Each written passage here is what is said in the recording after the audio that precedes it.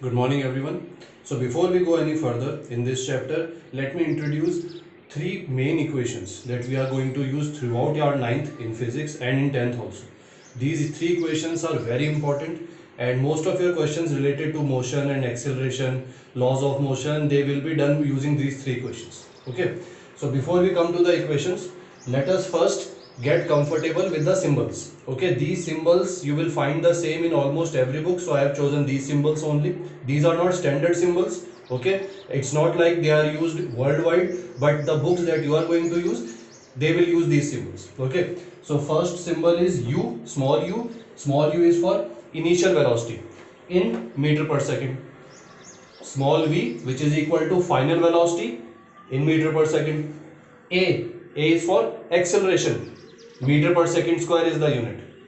T is for time, time will be in seconds. S is for distance and it will be measured in meters. Now remember, S, we are going to use S for distance and not D. Okay, so combining these symbols, we come to the equations of motion. These are three equations of motion. First one is V equals to U plus AT, S equals to UT plus half AT square, and V square equals to U square plus 2AS. These three are your equations of motion. They are very important. So make sure that you learn them by heart. Okay. Now one important thing that you need to remember, that these equations of motion are capable only to solve problems related to linear motion. Okay. They are used in linear motion. Linear motion means the motion in which body is traveling in a straight line. Okay. If the body is rotating or it is revolution, it is doing revolution around some object going in a circular path, then we change these equations a little bit. That will come later in your syllabus. For now, linear motion, to describe linear motions, we use these three equations. Okay, I'll do one example from your exercise. Question number 4. The question says that there is a motorboat which is traveling in a lake and accelerates in a straight line at a constant rate of 3 meter per second square. So in the question, acceleration is given 3 meter per second square for 8 seconds. So time is also given 8 seconds. Both the quantities are already given in SI units, so we do not need to convert them. We can use them as it is. How far does the boat travel during this time? Now the boat is starting from rest. From rest means initial velocity is 0.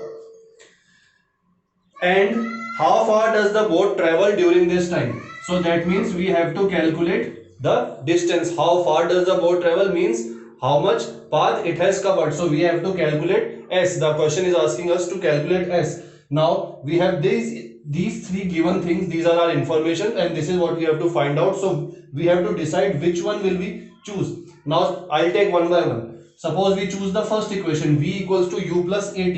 Now in this we have U equal to 0, we have A 3 and we have T, but there is no S in this equation. We have to find S, so we cannot use this one. Second equation, we have S, we have U T half AT square. Okay, so all these things are given to us.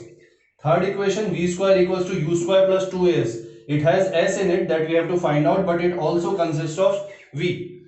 Okay, so which one will we use? These two equations are the most appropriate, but we can use third one also. It all depends on which type and in which way we are approaching the problem. I can find out V by this equation using by these given things, by using first equation, and then I can use this V and third equation to find out S, or I can directly use S because the rest of the equation, the rest of the information is given to us.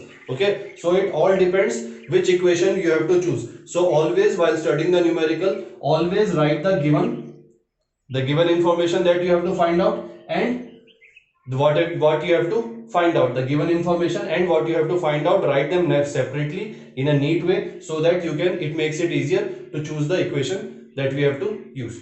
Okay, from next video we will carry on with the chapter. So before that, do these 4 or 5 questions that I gave you in the last assignment, and those extra problems, those are a little bit advanced. So if you are not able to do them, you can ask me. Thank you.